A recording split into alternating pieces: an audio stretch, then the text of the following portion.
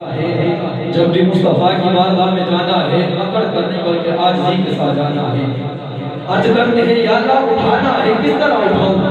میرے رب نے فرمایا کہ جبریل اپنے کفوری لبوں کو مصطفیٰ کے قدموں کی تلیوں کے ساتھ مس کرو، میرے مصطفیٰ خود ہی اٹھ جائیں گے.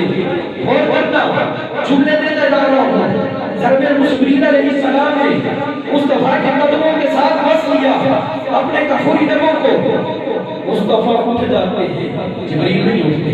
جی بولو سبحان اللہ.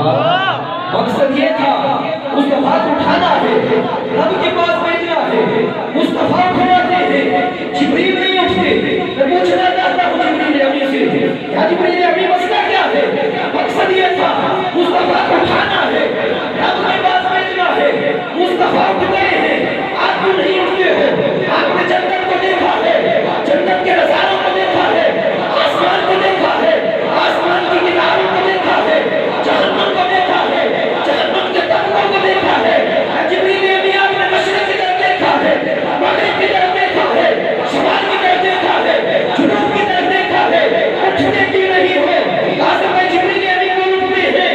ارے نہ جنت کی گلیوں میں دیکھا، جس کو سمجھ آ جائے تو وہاں تو اٹھا لینا.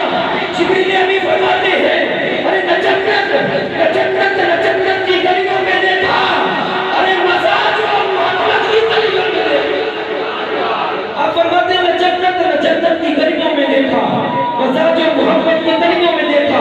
وہ جو مکے میں مائی رہتی تھی وہ بھی فنا ہو جاتی ہے، جب مکہ چھوڑ کر پھر مصطفیٰ کو ملنے چلے جاتی ہے.